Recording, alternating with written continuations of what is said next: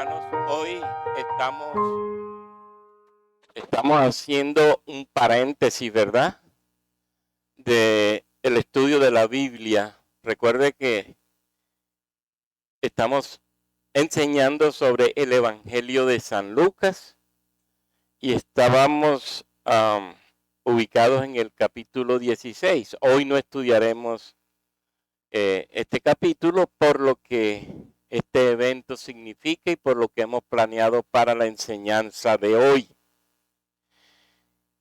El texto que leyó Jaime se refiere a una circunstancia especial que pasó con dos discípulos, uno de ellos Cleofas, después que Jesús ha muerto y precisamente el día que él ha resucitado y ya tarde se encuentra con estos dos hombres que van camino a Emaús.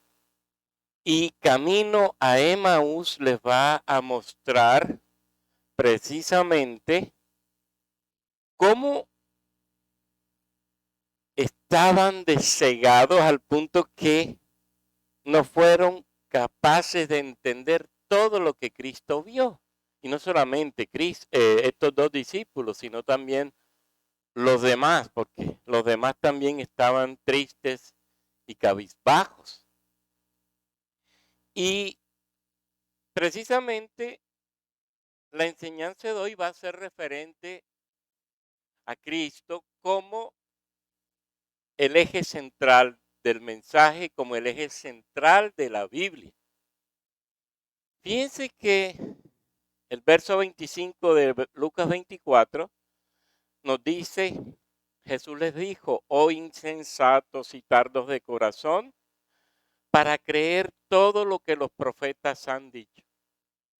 ¿No era necesario que el Cristo padeciera estas cosas y que entrara en su gloria? Y comenzando desde Moisés y siguiendo por todos los profetas, les declaraba en todas las escrituras lo que de él decían. El mensaje de hoy precisamente está referido a eso. La Biblia es cristocéntrica. Y en este sentido nosotros debemos tener claro que si no tenemos una visión completa de Jesús, precisamente nos costará trabajo entender el mensaje bíblico. ¿Cómo entender la Biblia si nosotros no hemos descubierto que la Biblia habla de Jesús y es a Jesús a quien hay que conocer en ella? Fíjense que hay muchas expresiones dentro de ella que se refieren a lo mismo. El mismo Jesús va a decir que la palabra revelada habla es de Él. Y que definitivamente cuando miramos estas verdades, sin duda, la conclusión es que toda la escritura gira, en torno a Cristo. Así que descubrir en la Biblia y aprender en la Biblia quién es Cristo, qué es Cristo, el valor de Cristo en ella, va a servirnos a nosotros para poder ser cristianos, no solamente que comprenden la verdad de Dios, sino cristianos firmes en la fe. Fíjense que por conocer a Cristo terminamos conociendo al Padre y al Espíritu. El mismo Jesús va a decirnos esta verdad y el mismo Jesús va a enseñarnos que Él revela al Padre. Y Pablo nos va a enseñar que Cristo es la imagen del Dios invisible. Fíjense lo que implica conocer a Jesús. Conocer a Jesús implica conocer a Dios.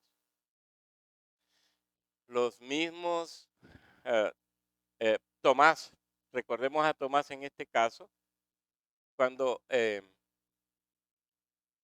él resucita, Tomás duda y se revela a Jesús y lógicamente Jesús va a mostrarse para decirle, Tomás, debes creer quién soy yo y que soy yo que he resucitado.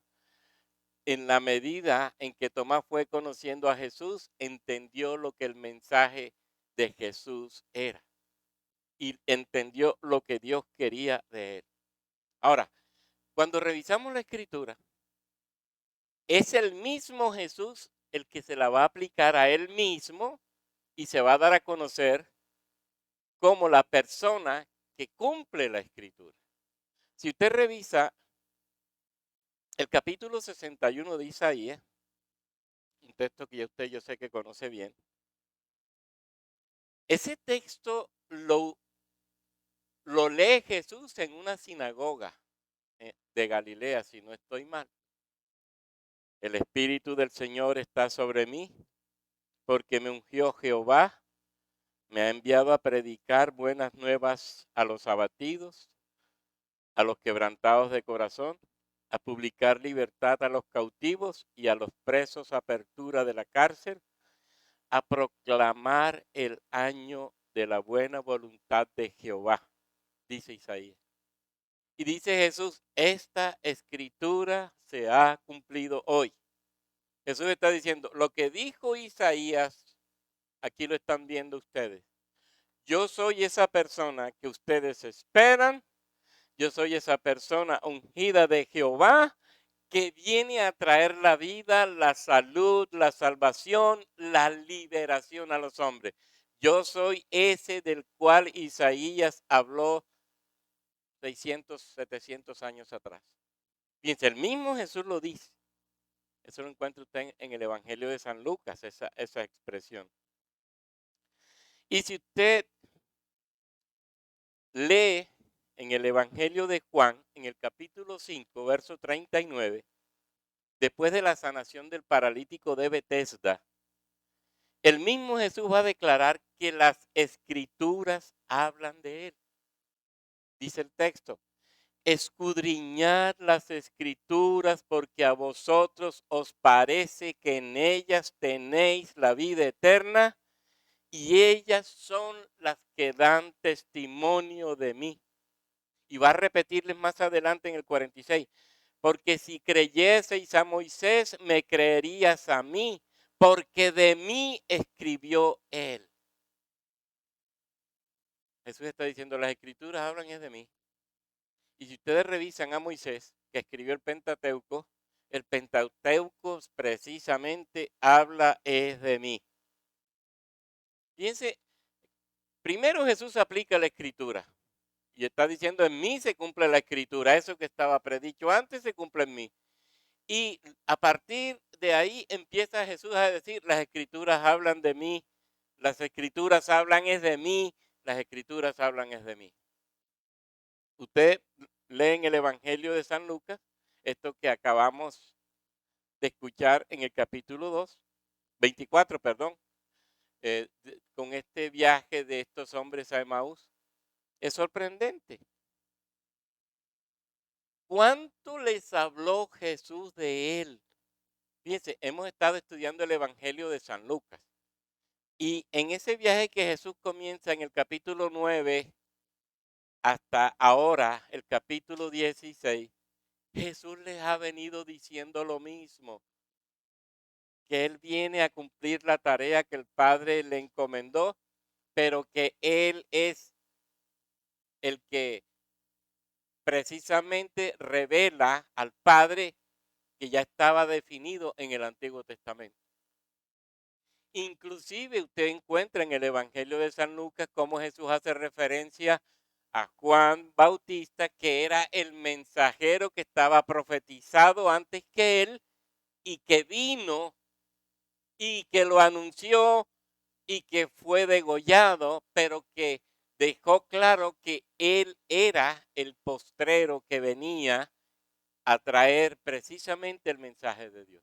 Es decir, lo que empieza a mostrarnos Lucas y en general los evangelistas es cómo todo lo que Dios ha dicho en el Antiguo Testamento habla de Cristo y cómo todo lo que dice el Antiguo Testamento apunta a Cristo y a la liberación que viene a darnos a nosotros. Es importante entonces entender cómo, eh, por ejemplo, en el discurso de Esteban, hay una situación bien interesante. Usted sabe que ese discurso está en el capítulo 7 de Hechos de los Apóstoles. Y en este capítulo,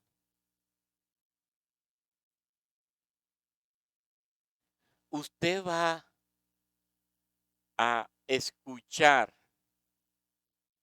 unas verdades que revelan precisamente la cristocentricidad del Evangelio y de la palabra de Dios. Fíjense cómo Esteban dice, por ejemplo, en el verso 19. Bueno, vamos a irnos un poquito más adelante.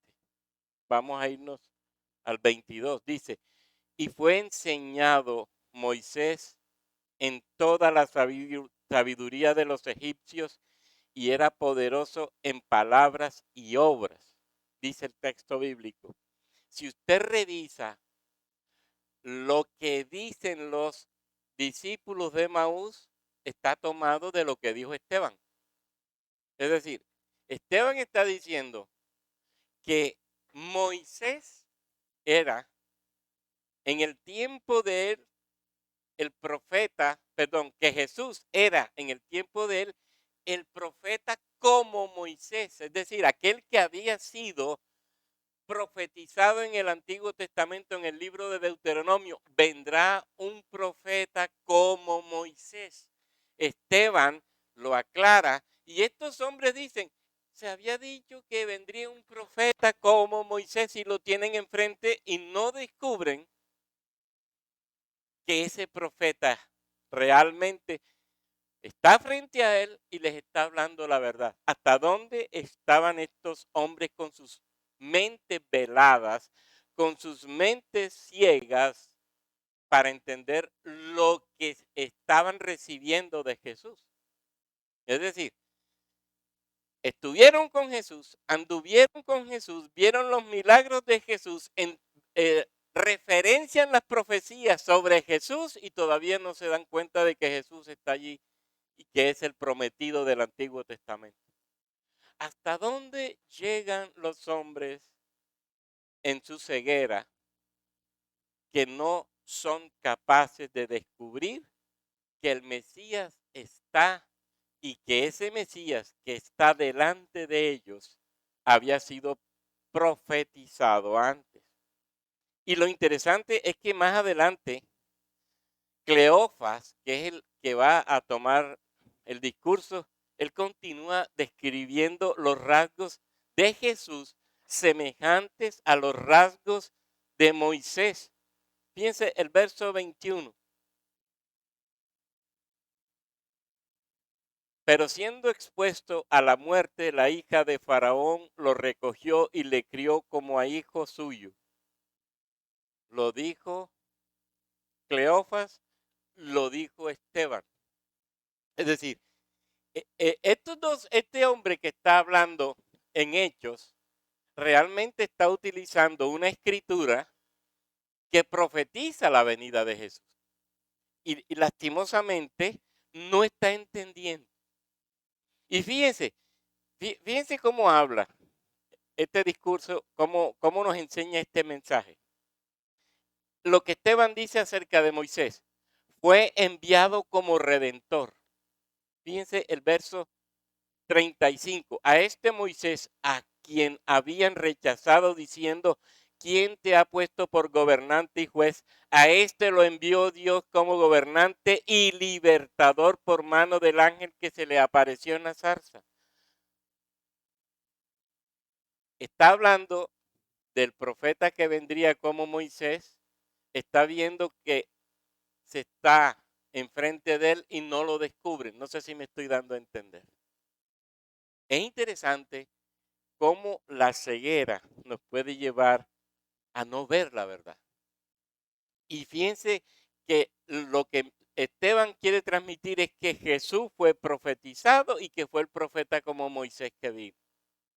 Eso es lo que Esteban, y eso es lo que el, Cleofas está tratando de entender, pero que no está viendo a pesar de tener a Jesús allí enfrente y sobre todo de haber vivido con Jesús una experiencia en la que debió descubrir por las señales y por los presagios que hizo Jesús que él era el Mesías. Es decir, Cleofas también sufrió la ceguera que sufrieron muchos en Israel y que no pudieron descubrir en aquel tiempo al Mesías profetizado. Y fíjense que dice, y comenzando por Moisés y siguiendo por todos los profetas, les declaraba en todas las escrituras lo que de él decían. Jesús está diciéndoles, miren, las escrituras siempre han hablado de mí. Las escrituras siempre han hablado de mí. Eso deben entenderlo. Eso es necesario que ustedes lo comprendan. Y es interesante también. Miren el verso 44 de allí mismo del capítulo 24. De Lucas 24. Lucas 24. Miren cómo dice Lucas en este discurso. Verso 44, se me pasó la hoja. Y les dijo, estas son las palabras que os hablé estando aún con vosotros, que era necesario que se cumpliese todo lo que está escrito de mí en la ley de Moisés, en los profetas y en los salmos.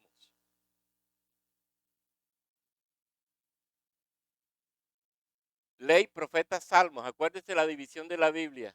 Torá, Nevim, Ketubim, la famosa Tanaj. ¿Se acuerdan? ¿Qué está diciendo Jesús? La Torá habla de mí, los profetas hablan de mí, los libros sapienciales, todos hablan de mí. Está tomando la escritura que existía hasta su momento y está diciendo Jesús, todo, absolutamente todo el Antiguo Testamento habla de mí. Todo. Con los 11 reunidos pasa igual. Aparece allí en Lucas también 24.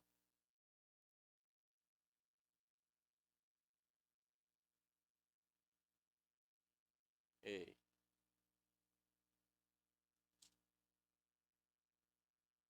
Perdón, tomé la cita equivocada. Esta era de los discípulos, me disculpan. Esta era de los discípulos cuando Jesús llega y los encuentra reunidos, escondidos por miedo a los judíos.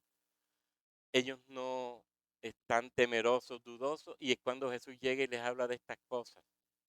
Se me pasó la página, me disculpo. ¿Y qué va a suceder aquí? Lo mismo que antes. Si ustedes leen en este capítulo 24 de Lucas, hay dos realidades que Lucas va a presentar.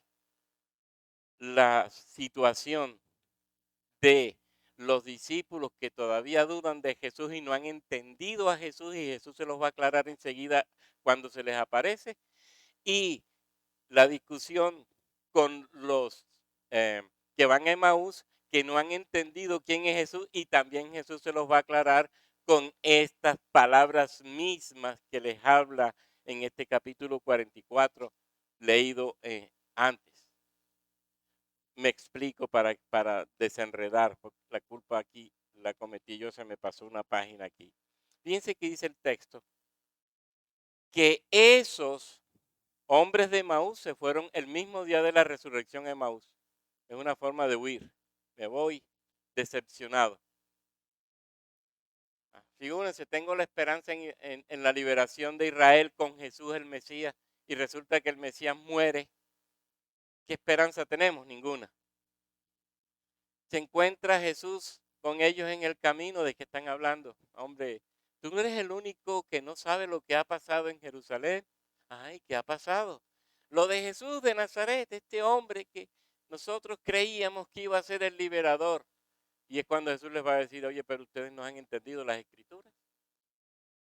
Las escrituras hablan de ese Mesías, de que ese Mesías tenía que cumplir la voluntad de Dios y está ahora presente ahí delante de ellos. Y repito, va a usar unas citas que son claves para la comprensión de esa revelación que las Escrituras han dicho antes. Y más adelante se va a dar el fenómeno con los 12, con los discípulos, perdón. Y va a decir lo mismo. Se presenta delante de ellos, están escondidos, están tristes también, están desanimados. Jesús les va a aclarar qué les pasa. ¿Acaso esto no era lo que estaba escrito de mí? Que yo tenía que padecer y demás. ¿Qué está diciendo Jesús? ¿Cuál es la intención mía para desenredar el asunto?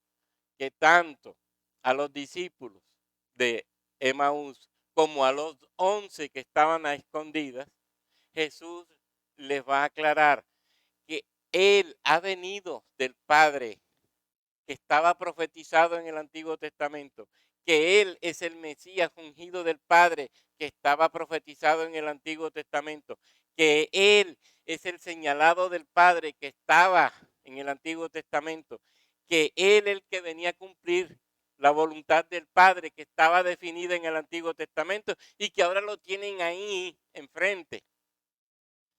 Y que todo lo que había dicho la Escritura antes se había dicho de Él. Esa es la idea que yo quiero transmitirles. Eso. Y fíjense que lo que debemos entender es eso. La Escritura absolutamente toda habla de Jesús. De Jesús. Miren más adelantico en el libro de Hechos. Miren lo que dice en el capítulo 10. Y al rato se no hace un sermón temático y quizás por eso estoy enredado. Dice el versículo 10. Estamos en casa de Cornelio. Está Pedro en casa de Cornelio. Y fíjense que hay un discurso ahí bien extraordinario. Y en el verso 43 dice, de este dan testimonio todos los profetas que todos los que en él creyeren recibirán perdón de pecados por su nombre. Todos los profetas. ¿Y quiénes son todos los profetas? Bueno, desde Moisés hasta Juan el Bautista. El último profeta del Antiguo Testamento fue Juan. Y Moisés es el gran profeta del Antiguo Testamento y el primero. ¿Qué está diciendo Jesús? Mire, desde el Antiguo al Nuevo Testamento, hasta Juan el Bautista, dice Jesús, dice Pedro, perdón, todos hablan, todos testimonian de Jesús. Fíjense que la escritura, dice Pedro, está llena de Jesús. Completica. El tema profético en todo el Antiguo Testamento se llama Jesucristo. Todos los agiógrafos del Antiguo Testamento de una u otra manera hablan de Jesucristo. Más adelante está Pablo con Porcio Festo, el capítulo 26 del libro de Hechos. Y miren lo que Pablo nos va a enseñar aquí en los versos 22 y 23. Pero habiendo obtenido auxilio de Dios, persevero hasta el día de hoy, dando testimonio a pequeños y a grandes, no diciendo nada fuera de las cosas que los profetas y Moisés dijeron que había de suceder, que el Cristo había de padecer y ser el primero de la resurrección de los muertos para anunciar luz al pueblo y a los gentiles. ¿Qué está diciéndonos allí Pablo? La misma cosa. No hay libro en el Antiguo Testamento que no centre su atención principal en Jesucristo. Y ya por eso ustedes pueden ir pensando por qué en la Reforma Protestante Lutero va a decir cada versículo de la Biblia nos habla de Jesús. Cada versículo de la Biblia nos habla de Jesús. Y Pablo va a decir, mi mensaje siempre ha sido el mismo. ¿Fue tomado de dónde? De las escrituras reveladas a esos profetas, comenzando por Moisés. Esto es cristocentrismo bíblico. Estaba dicho por Dios en el Antiguo Testamento y Jesús lo hizo evidente en el Nuevo. Mire allí más adelante, Hechos 28, para que reafirmemos esto. Dice el texto,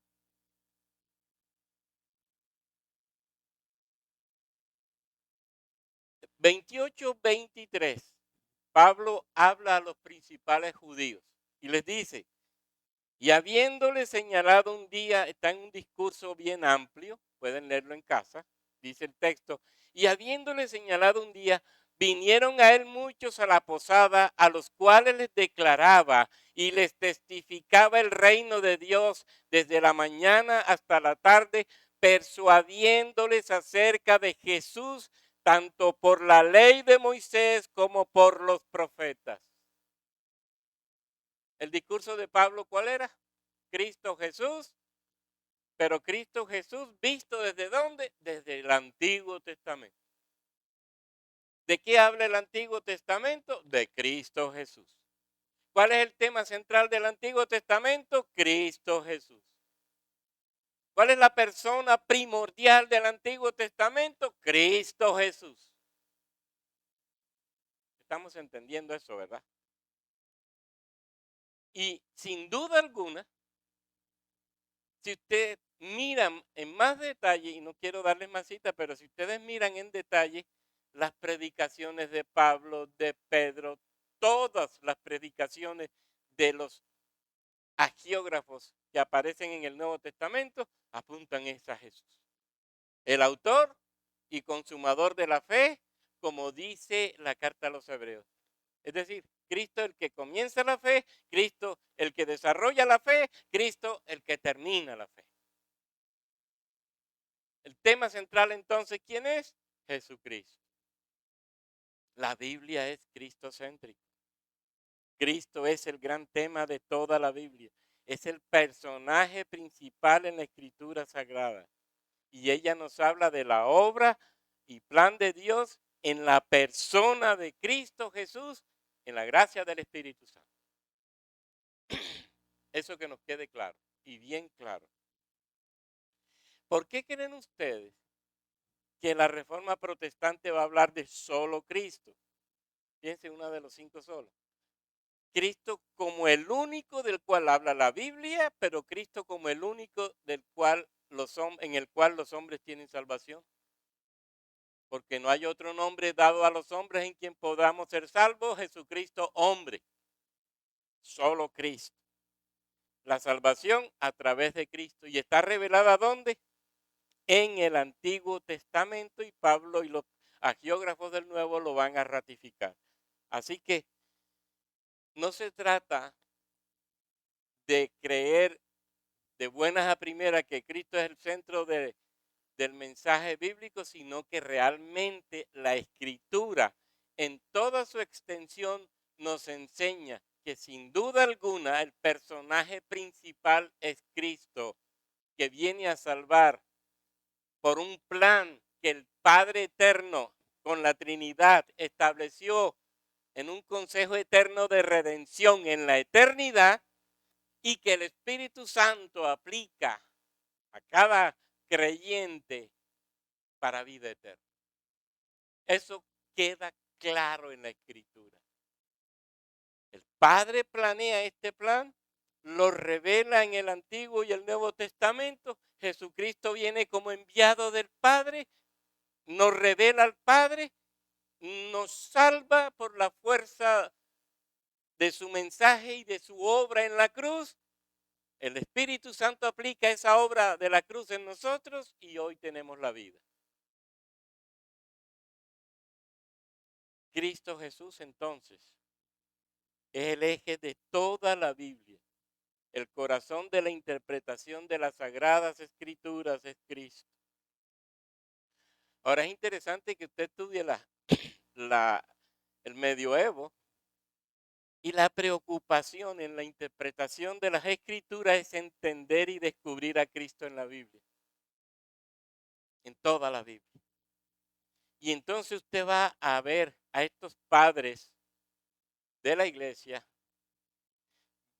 explicando cómo Adán es tipo de Cristo, cómo Moisés es tipo de Cristo, cómo Abraham es tipo de Cristo, cómo Isaac es tipo de Cristo, cómo José es tipo de Cristo, cómo Jonás es tipo de Cristo, cómo David es tipo de Cristo. Todos los personajes del Antiguo Testamento son estudiados de una manera tan particular y tan especial que se descubre en ellos que son tipo de Cristo. Y eso es cierto. Porque todo termina en Cristo. El Padre Dios así lo establece y el Espíritu Santo nos lleva a entender esa verdad en la Escritura. Por eso usted va a encontrar en la Biblia tipos y antitipos. Y por eso en la Reforma Protestante nos están diciendo, por favor, cuando enseñes de un hagiógrafo o de un personaje bíblico en el Antiguo Testamento, que termine en Cristo. Porque nos dejan el mensaje a media. Abraham fue el padre de la fe, Abraham fue esto, Abraham fue lo otro, Abraham tal cosa, Abraham fue obediente, Abraham sí, pero ¿y Abraham y Cristo qué relación tienen? Y entonces debo terminar allá. Debo terminar en Cristo. Porque Abraham es, en ti serán benditas todas las familias de la tierra. ¿En Abraham fueron benditas todas las familias de la tierra? No. Pero vendría uno tipo de Abraham en el cual las familias de la tierra fueron benditas. Y por eso Cristo, descendiente de Abraham, es tipo de Abraham. Si nosotros no entendemos tipo, antitipo, en Cristo nosotros siempre estaremos dando medio mensaje. David, tipo de Cristo, claro, rey de Israel, Cristo, el rey de reyes, señor de señores. No voy a entrar en detalle, pero para que veamos cómo, en últimas, todo lo que sucede en el Antiguo Testamento apunta a Cristo. Absolutamente todo. Y ahora póngase usted a pensar, todo lo dicho de Cristo en el Antiguo Testamento se cumplió en detalle. Menciono algunas cosas. Su venida sería precedida por un anunciador. Lo dijo Isaías 40, versículo 3. Voz que clama en el desierto, preparad el camino a Jehová, enderezad calzada en la soledad a nuestro Dios, dice Isaías.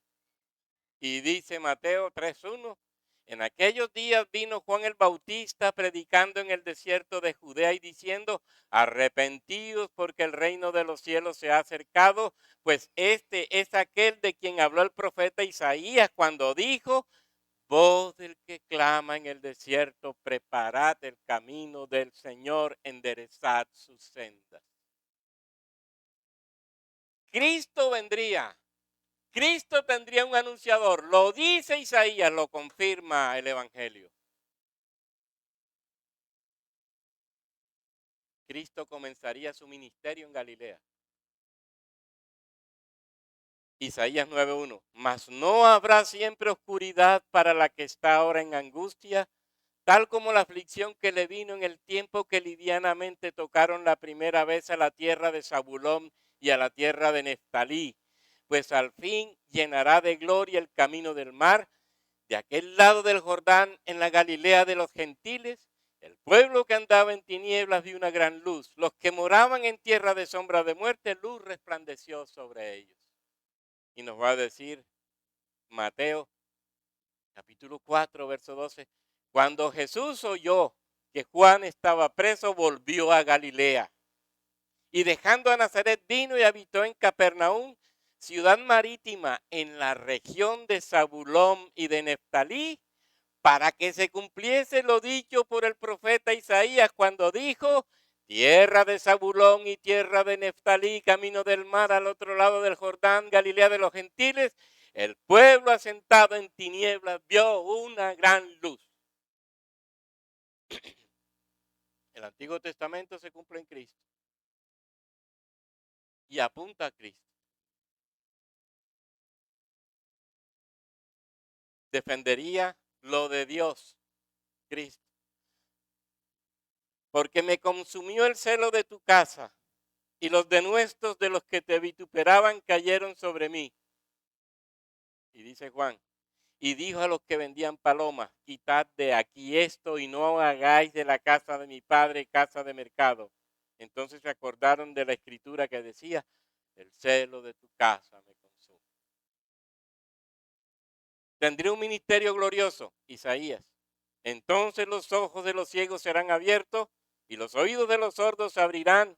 Entonces el cojo saltará como un ciervo y cantará la lengua del mudo. Y dice Mateo 9, recorría Jesús todas las ciudades y aldeas, enseñando en las sinagogas de ellos y predicando el evangelio del reino y sanando toda enfermedad y toda dolencia en el pueblo.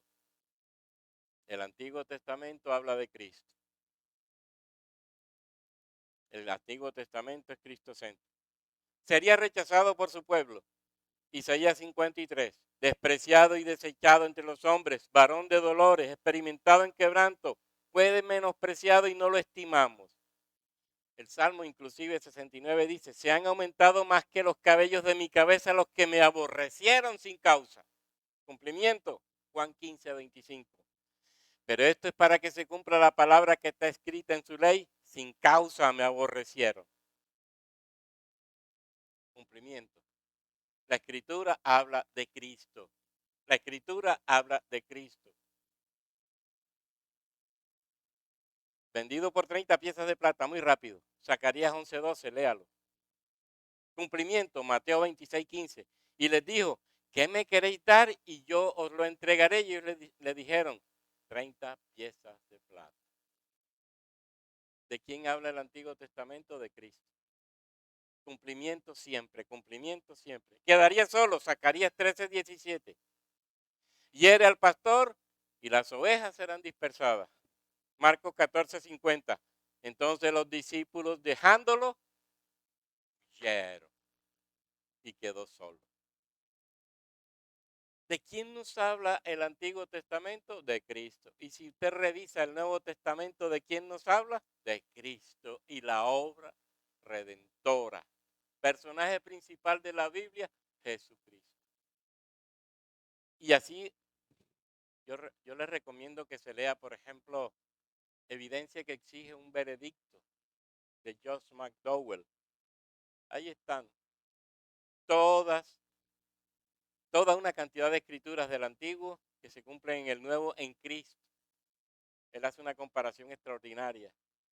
Profecía, cumplimiento, y para decirnos, todo el Antiguo Testamento habla de Cristo. Y no solo eso, sino que usted va a encontrar también en la Escritura unos aspectos bien interesantes. Hay eventos que son tipo de Cristo. Hay objetos que son tipo de Cristo. ¿Se acuerdan de la serpiente levantada en el desierto? Y todo el que mira a la serpiente se curaba.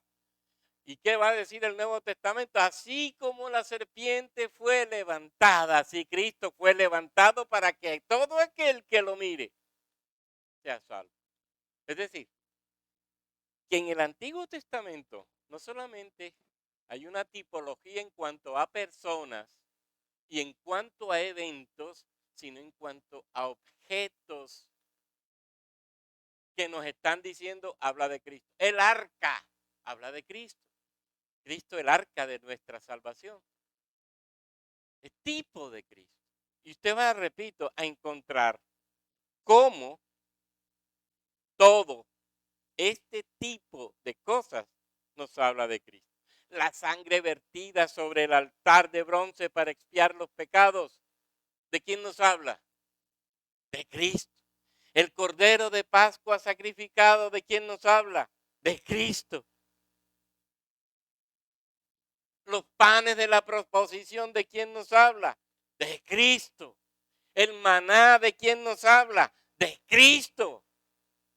Yo soy el pan vivo bajado del cielo. Él mismo lo va a decir.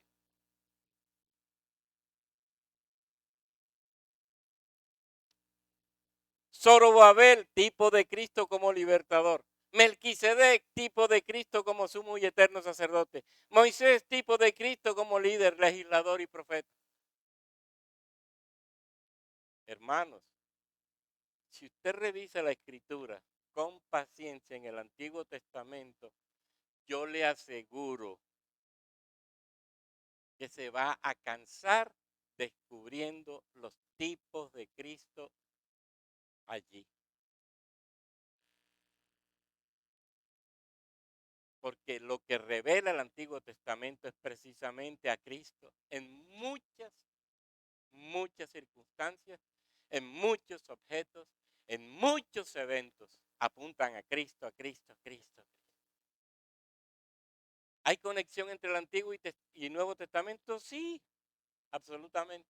¿Por qué creen ustedes que Mateo, que escribe a judíos, Mateo es el evangelio que más referencias tiene al Antiguo Testamento?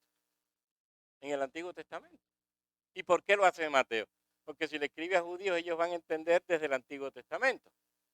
Y les compara enseguida, tal como fue dicho, tal como fue dicho, tal como fue dicho. Ah, entonces ya nos estaban hablando de Cristo. Por eso los judíos, ¿qué excusa tienen? Ninguna. Porque si ellos conocían el Antiguo Testamento los dirigiría directamente a Cristo. Las escrituras, dice Jesús, hablan de mí. Ellas hablan de mí. Entonces, ¿nosotros de quién hablamos cuando predicamos sino de la obra maravillosa de Cristo, planeada por el Padre en la eternidad y hecha realidad por el Espíritu Santo en este tiempo? Cristo, Cristo, Cristo. El tabernáculo y el templo.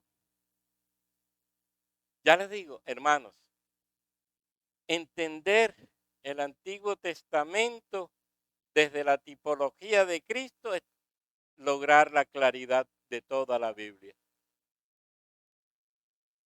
Toda la Biblia.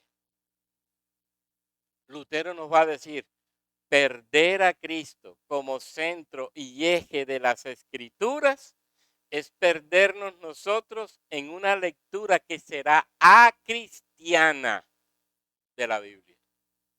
Es decir, no será cristiana. La lectura bíblica tiene que ser cristiana. ¿Entendemos eso?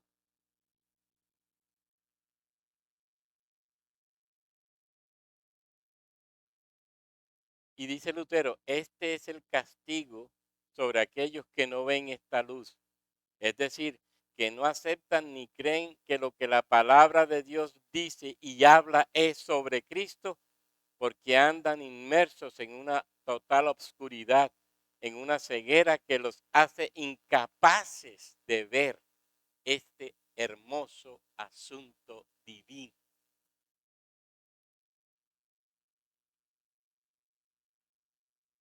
Entonces, ¿para qué este hecho? Los cristianos tenemos que ser cristocéntricos. Miren que el mismo Jesús dice, el que no toma su cruz y me sigue, no puede ser mi discípulo. ¿Quién es mi modelo de vida? Cristo. ¿Y qué me dice Cristo sobre cómo vivir la vida? Me va a decir, toma la cruz. ¿Y qué es la cruz?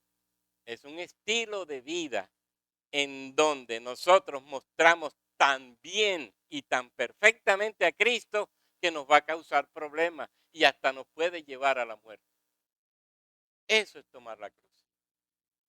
Yo les he dicho 1000 veces y se lo seguiré diciendo. La cruz no es el problema que tú tienes. La gente dice, ay, qué cruz tan grande llevo. ¿Y cuál es tu cruz? Mi hijo enfermo, mi esposo borracho, mi mala economía. No, eso no es lo que la Biblia dice. Tomar la cruz es asumir a Cristo en tu vida al punto que te identificas tanto con Cristo que el mundo te va a rechazar y hasta puede llevarte a la muerte. Eso es tomar la cruz. Acuérdese que la cruz termina en el Calvario. La cruz termina en el Calvario. Un estilo de vida conforme al de Cristo Jesús nos puede llevar a la persecución y a la muerte. ¿Y no es eso lo que Jesús nos enseña? Los perseguirán por causa de mi nombre y los azotarán y los echarán a la cárcel y hasta los matarán. Por eso un estilo de vida cristiano, verdaderamente cristiano, es un estilo de vida que muestra valiente y firmemente a Jesucristo en la cotidianidad. Y por eso, ¿para qué nos sirve ser cristocéntricos? Primero dice un autor, para descubrir que Cristo, nuestro Salvador, es nuestro exclusivo modelo de vida, a quien tenemos que imitar en santidad, en mansedumbre, en aborrecimiento del mal, en compromiso con la palabra y en obediencia total y absoluta a Dios.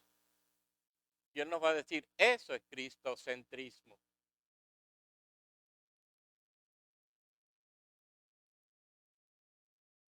¿Y quién me va a ayudar a vivir este cristocentrismo? Yo me voy, pero les voy a dejar un consolador. Ese consolador estará con ustedes todos los días y ese consolador, el Espíritu Santo, les va a dar la fuerza y la capacidad para vivir como yo viví.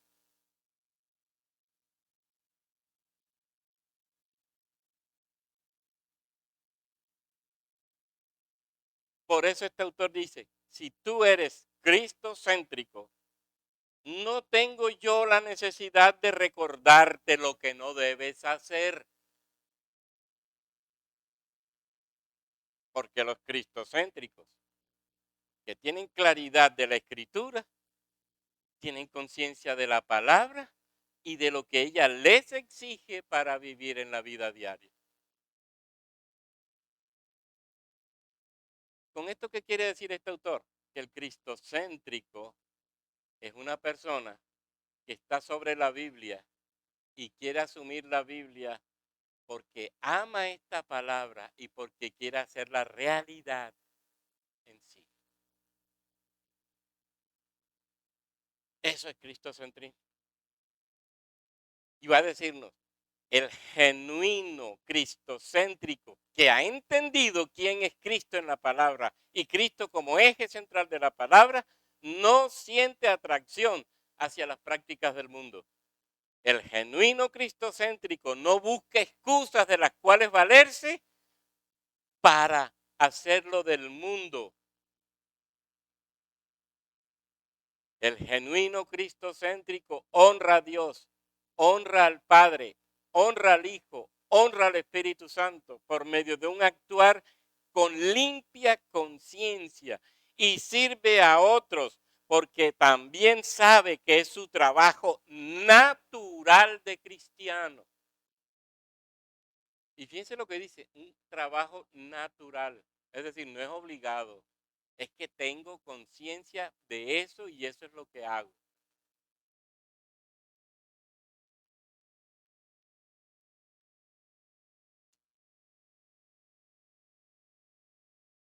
Ahora, ¿por qué todo hacia Cristo? Para ir al Padre. Fíjense que el cristocentrismo en última, ¿en quién termina? En el Padre.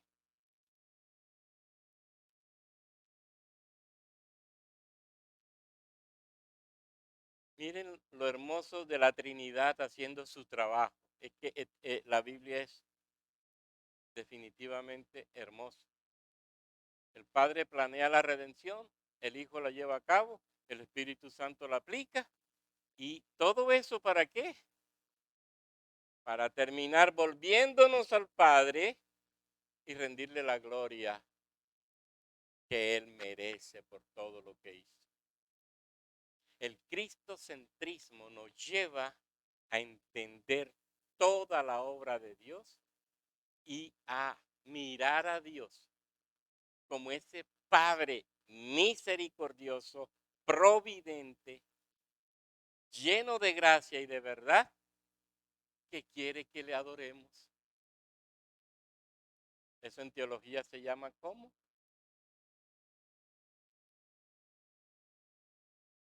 Cuando todo se vuelca ahora a Dios. Autocentricidad divina. Si esto es cristocentricidad, ya eso es dioscentricidad. ¿Para qué nos creó el Padre? ¿Cuál es nuestro fin? Dice el catecismo. ¿Cuál es nuestro fin en esta tierra? Y la parte final dice que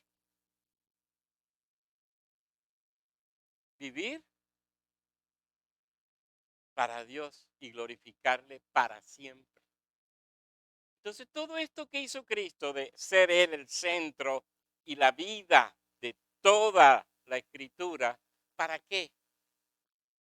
Para decirnos, Padre, aquí están los que se acogieron a mí, los que me siguieron a mí, que tú me los diste, Padre, tú me los diste. Ellos vinieron a mí porque tú los trajiste a mi Padre, aquí te los traigo como ofrenda, que te van a adorar y glorificar para siempre en mí y en la gracia de mi Espíritu. ¿No le parece hermoso eso?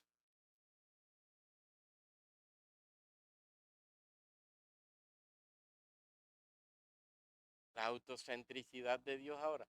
La Biblia es cristocéntrica, la Biblia es principalmente Cristo, por todo lo que Cristo hace y es. Pero ¿hacia dónde conduce todo eso?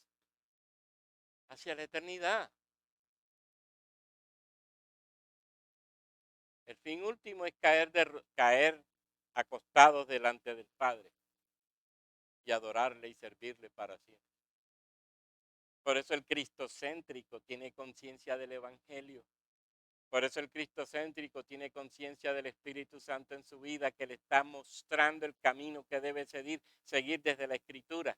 Por eso el cristocéntrico sabe que lo que más tiene que odiar en esta tierra es el pecado. Por eso el cristocéntrico sabe que lo que debe amar más en esta vida es la palabra de Dios. Por eso el cristocéntrico sabe que tiene una tarea que resolver aquí en esta tierra, el cual es vivir para Dios, para su gloria y servir llevando el evangelio a toda criatura para que muchos se anexen a este pueblo y glorifiquen a Dios.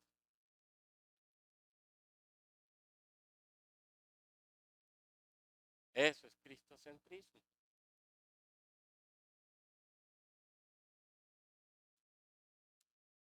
Y aquí este autor termina diciendo, en definitiva, no hay cabida en el cristocentrismo para los malos sentimientos, para los malos pensamientos, para la flojera, para la desidia, para la mentira, para la carne. Cristocentrismo es vida en el Espíritu, es vida en la palabra, amor, gozo, paz, paciencia, benignidad, bondad, fe, mansedumbre y templanza. Y contra tales cosas no hay ley. Conocer a Cristo en la Biblia, ¿para qué? Para tener claridad de la obra de Él, para gloria del Padre, pero para vivir para Él, para gloria del Padre.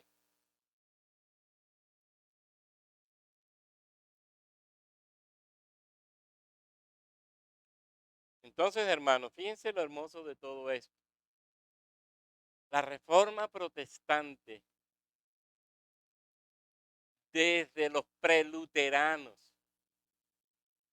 Y ojalá se revisaran a los preluteranos, a Zwinglio, perdón, a Zwinglio no, estoy cometiendo otro error, a Pedro Baldo, a Pedro de Bruys, Jerónimo Savonarola, a John Wycliffe, a John Huss.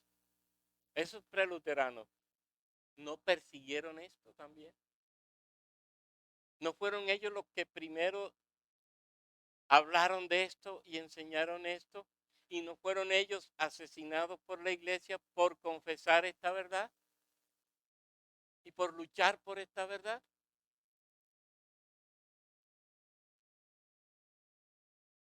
Juan Hus, ¿cómo muere? En la hoguera. ¿Por qué muere en la hoguera? Por decir Cristo es el Señor. La palabra es la vida. Y en la palabra que me habla de Cristo tengo yo todo lo necesario para vivir a la manera de Dios. Debo conocer la palabra, conozco la palabra, conozco a Cristo, conozco a Dios y vivo para Dios. ¡Tum! Lo quema. ¿No hace John Wycliffe lo mismo? ¿No hace Pedro Baldo lo mismo y lo persiguen tremendamente?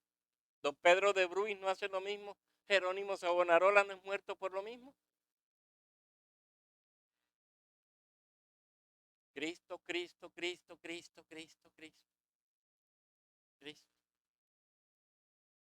Y entonces de Cristo es lo central, yo tengo que amar con fuerza el Evangelio. La palabra tiene que constituirse para mí en todo. Y no puedo dejar un día en que no la lea. Y no puedo dejar un día en que no la estudie. Y no puedo dejar un día en que llore con ella. Y no puedo dejar un día en que yo memorice si sea un versículo. Y no puedo dejar un día en que yo la tome para meditarla y aplicarla a mí. No puedo, no puedo, no puedo, porque ella habla de Cristo y Cristo para mí es la esencia de mi vida.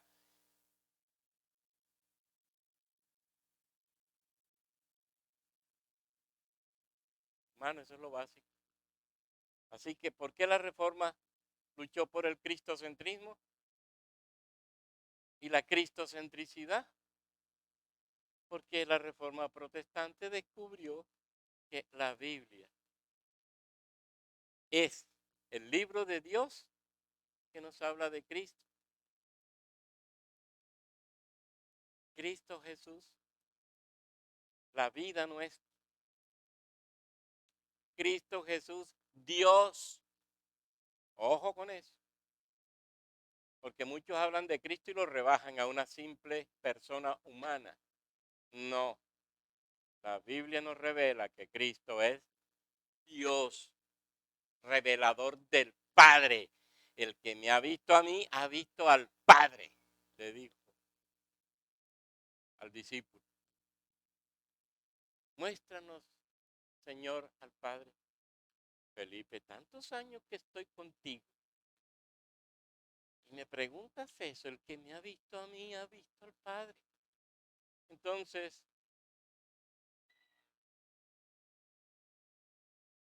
si yo quiero conocer al Padre, ¿a quién tengo que conocer primero? Al que nos reveló al Padre, al Hijo. ¿Y el Hijo dónde se revela? En toda la Escritura, desde el Antiguo al Nuevo Testamento.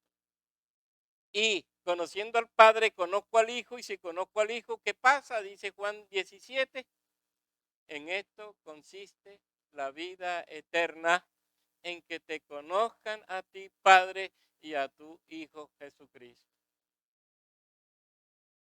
Conozco al Hijo en la Escritura, conozco al Padre, vida eterna para siempre. Y no hay quien me la quite. Porque si es vida eterna, es vida para siempre. ¿Quién me la puede quitar? Si estamos en las manos del Padre, dice el mismo Jesús, y el Padre es superior a todos y nadie lo puede arrebatar de las manos del Padre. Por eso la Reforma Protestante siempre ha gritado, salvo, siempre salvo. No nos da miedo decir que somos salvos. Otras personas dudan, porque dudan de Cristo, porque dudan de la presencia de Dios en sus vidas, porque no se atreven a luchar con la Biblia con fuerza y coraje, porque les da miedo. No, la reforma lo ha gritado siempre, y la reforma que es bíblica tiene la razón.